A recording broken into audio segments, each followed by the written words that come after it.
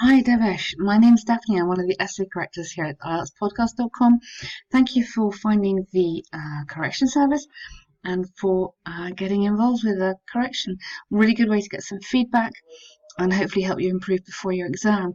Now your exam is on the 20th. Oh my goodness, that's very soon and you've never done it before. Okay, so I'm not sure if you've had any lessons, any training.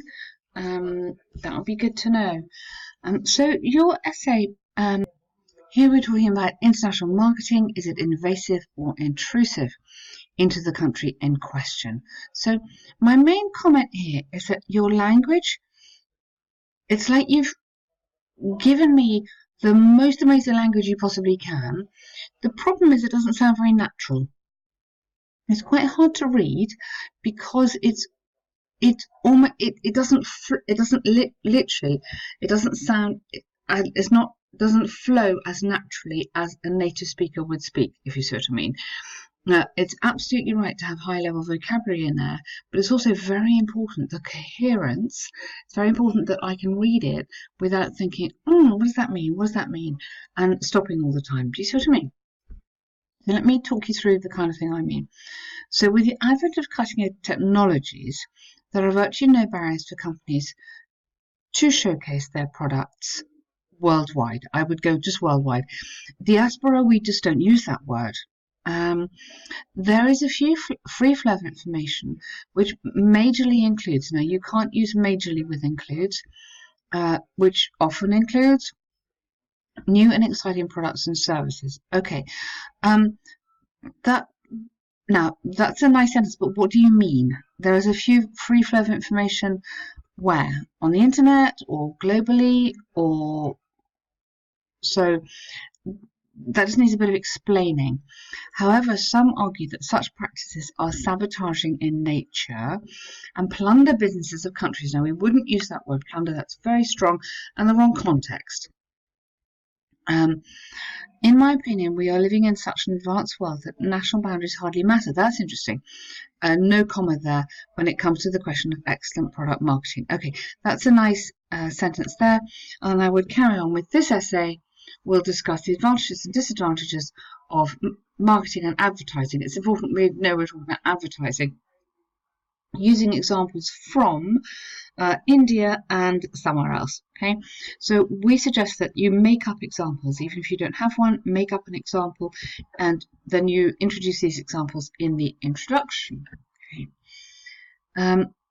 So some people believe that the concept of global marketing is itself overpowering to the nations. To which nations? Many nations, and therefore affects the local trade and class and craftsmanship. Excuse me. Okay, overpowering. Do you mean overpowering and overwhelming, maybe? As a consequence of this, the prices of goods and services are reduced to a level that it becomes a challenge to sustain businesses whose near future effect ranges. You see, this just doesn't work. Effect ranges from. Okay, I can see what you mean, but I almost think you need to rewrite this kind of in an uncomplicated way without trying to throw everything at it, because well, your point is quite good. Challenge to sustain businesses who you really want to say who risk business losses and economic failure. Something like that. A recent example of such activities is the huge influx of low-cost Chinese smartphones into the Indian market, which apparently wiped out domestic cell phone manufacturers. Okay, right. Now, this is a nice example here. You need to say has apparently wiped out, present perfect rather than past simple, because it may not be finished. And you've got exactly the right idea. So what we're talking about is companies coming in, selling something at low cost, or equally the example of something like McDonald's or Starbucks coming in and setting up everywhere and selling the idea of kind of American coffee and cake compared to the local Indian traditional tea or whatever's traditional. It's okay. In fact, I think it's a good idea to give real examples. You can use the name of the manufacturers here, it just sets the essay in a good context. So you get it. I've got no doubt that you understand it. It's just how you're expressing it. It is just quite difficult to understand sometimes. Okay, this not only affects people's jobs but vanishes. You can't have that there. You could have damages instead. Dependent parallel businesses as well. Now, parallel businesses like such as what? So you can't just kind of put in a line like that without explaining exactly what you mean. The skill in this exam is about developing your arguments really carefully and concisely. So here we go. However, the disadvantages are lower than the uh, advantages, or the wider advantages. First of all, it follows the theory of free trade. What follows the theory of free trade? And you need to link this together. In that, undoubtedly, if a company has sound marketing strategies and some amazing articles lined up to be released into the market, ultimately, it can bring about a positive adoption in local markets. Okay, I wouldn't say positive adoption. That might be good economics, but it doesn't work in kind of natural speak. It can bring. Um,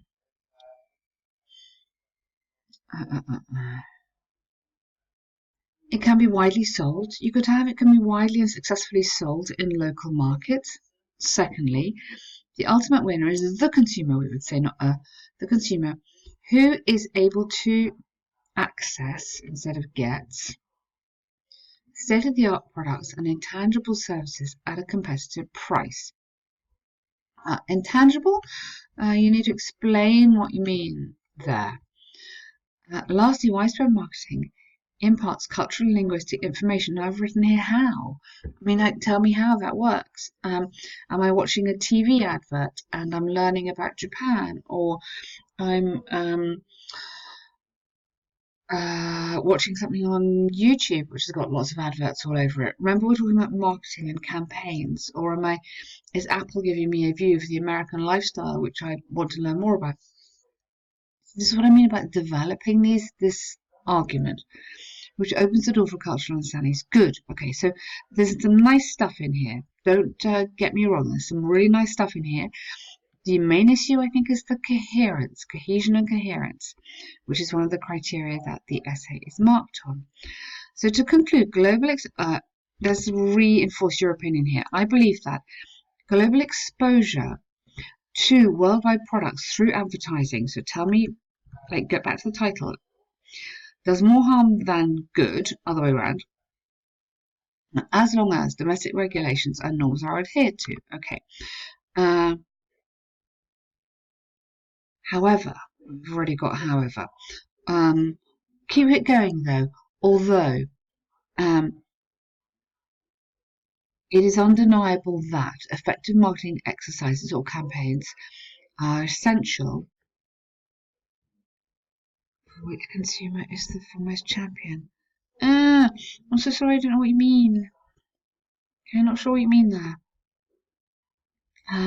You mean as long as the consumer is the most important person, or as long as the consumer's needs are kept in the forefront or kept in mind, or are the primary concern? Maybe something like that. Okay, so well done. There's a few issues you can hear that I'm struggling a little bit with this. The examiner will look at task achievement. So have you answered the question? Yes, pretty much you have. A form of education, spreading ideas, language, and culture. I don't think you've developed that element of it, perhaps sufficiently, but not bad on task achievement. Coherence and cohesion, I have got a few issues trying to understand it, so that's a little bit of a problem. Grammar, your grammar looks nice. Tenses, nice range of tenses, not really any errors there. A couple of things, not too much. And your vocabulary is great, but a lot of the vocabulary you're taking slightly out of context, so it's not quite hitting the mark like it could. I know you haven't got very long before your exam, but there is an online course which is brilliant, which can really help you. So please have a look at some of the courses that we offer, maybe even essay corrections, something that you might find useful in the time that you have available. There is also lots of stuff on the website which is free, which is brilliant. So task 1, okay. It gives me immense pleasure while writing this letter to inform you that I'll be travelling. Okay, so this is lovely, but it is too formal for this kind of letter. Okay, so it's very important to get the tone and the register right. You are writing a neutral to informal letter. You're going to stay with these people. So I would start with this. My name is Devesh. I'm a student. Okay, I'm a friendly, okay, I wouldn't put a friendly boy, that's a bit weird. I'm friendly and relaxed, or I'm friendly and easygoing, and my interests include meeting new people and understanding different cultures. Okay, so I would start with that, and then I would put, I'm delighted that I'm going to be staying with you when I travel to the UK, da da da. Okay, so just, this is fine, just put it in the other, put it in the other way around. So, as this will be the first time I visit the UK, I would be grateful if, so there's some fixed expressions here, like this. I would be grateful if you could answer a few questions and then stop there.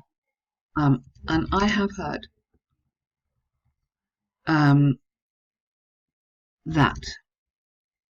I have heard that. Now, cultural importance. I mean, in a way, this question is a very big question. I mean, you would know some of the places to visit. But okay, I've heard that there are some amazing monuments nearby, near where you live, or near Birmingham, or near Manchester, or something like that. Make it more specific, because this is just too vague. I've heard there's some amazing monuments near Manchester, and I would be grateful. I wonder if you could tell me if they're open every weekend or if they're open during the winter, something like that. Additionally, is it easy to find tourist information? Or I think better might be, is it easy to buy a ticket for public transport? Or just something like that. Something a little bit more personal, the examples maybe, rather than these very big examples. And you can't have that Q1, Q2. That doesn't work.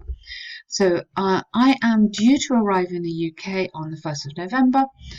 Now, you don't need the. At 6 a.m. in the morning, and I will reach your house by taxi or something like that.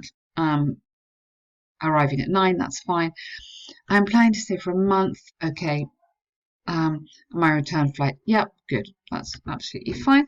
And here I new line and say, I am looking forward to meeting you. I'm looking forward to meeting you and your family. I wouldn't put at your property, that doesn't quite sound right. And your family, yours sincerely. Okay, lovely, good. So nice letter there, you've done well on that one. Just get the order right and just relax the tone a little bit, because then this shows the examiner you understand this is not a formal letter. So register is important in this. But really good effort, well done, and I hope to hear from you again. Have a look at all the stuff we've got to offer on the website. Thank you.